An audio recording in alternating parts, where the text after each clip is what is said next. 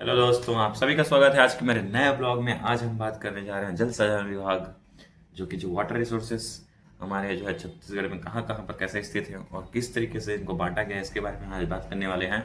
तो ये विभाग आता है जल संसाधन विभाग के अंतर्गत। तो चलिए इसके बारे में थोड़ा सा जानते हैं। तो आपको जस्ट मेरे बगल में यहाँ पे आपको एक वीडियो क्लिप दिख रहा होगा, आपको एक पिक्चर दिख रहा होगा जिसमें मैंने आपको दिखाने की कोशिश किया है। तो देखिए इसमें किस 5 रंगों, अलग अलग रंगों से यहाँ पर बांटा गया है। तो सबसे बड़ा जो कछार है, जो हमारा वाटर रिसोर्सेस है, वो आता है महानदी बेसिन। उसके बाद आता है गोदावरी बेसिन, गंगा बेसिन, इसके बाद आता है ब्रह्मणी बेसिन, उसके बाद नर्मदा बेसिन।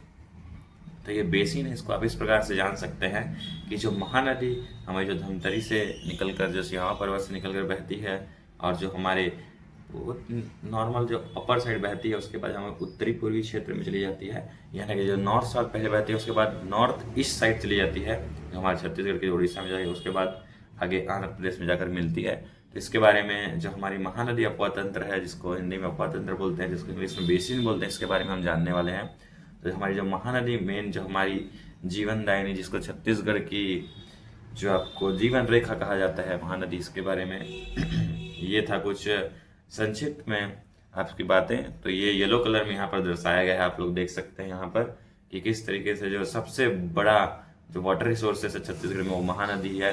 उसके बाद सेकंड नंबर में आता है गोदावरी बेसिन, जो कि आपको बस्तर साइड में देखने को मिलेगा, जिसको हम लोग दंडकारण्य का पठार के रूप में, जो हमारे छत्तीसगढ़ के मेजर डिवीजन है, जो 5 डिवीजन है आप लोग जानते होंगे, जो ऊपर को बोलते हैं सरगुजा संभाग, बीच को बोलते हैं रायपुर संभाग, दुर्ग संभाग, और नीचे में आता है आपका दंडकारण्य का पठार यानी कि बस्तर संभाग। तो हमारे जो दंडकारण्य का पठार नीचे बस्तर संभाग, यहाँ पर आपको दिखने वाला गोदावरी नदी।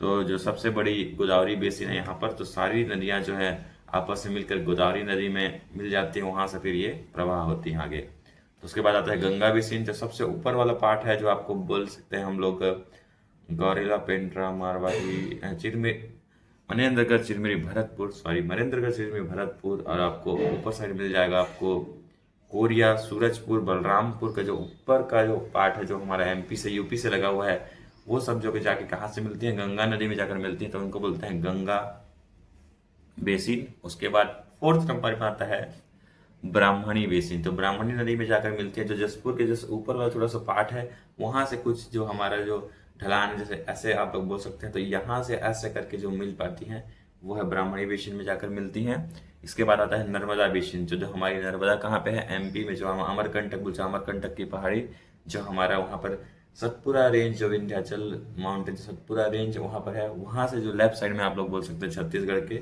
जो पश्चिम तरफ और वेस्ट तरफ आप लोग बोल सकते हैं, वेस्ट तरफ छोटा सा जो एरिया है, वो जो नर्मदा में बेसिन में जाकर मिलता है, तो उसको बोलते हैं नर्मदा कछार। तो इसकी जो क्षमता है, जो वाटर क्षमता है, जो जिसकी मदद से हम लोग बांध बनाए हैं हर नदी में, तो सबसे बड़ा बांध आप लोग जानते होंगे धमतरी में है। तो और भी बहुत सारे डैम है छत्तीसगढ़ में, जो कि बहुत सारे भूमि को जो है, जो हमारे एरिया को है, जो सिंचित करती है, जो वाटर रिसोर्सेज प्रोवाइड करती है, जिससे हम लोग खेती कर पाते हैं। तो धमतरी जो मेजर इलाका है, जो बहुत सारे महानदी है, जिसमें लगभग 21,000 हेक्टेयर कुछ जमीन है, इतना को ये जो सिंचित कर पाती है। एकदम स्पेसिफिक डाटा तो अभी मैं आपको नहीं बता पाऊंगा, जो कि आपको बुक में देखने को मिलेगा, लेकिन जो मेजर कुछ बातें थी यहीं पर मैं आपको बताने था इस वीडियो में। तो ये था कुछ छत्तीसगढ़ में वाटर रिसोर्स के टाइप, जो कि हमको जल संसाधन विभाग से अभी 2025 में डाटा मिला है।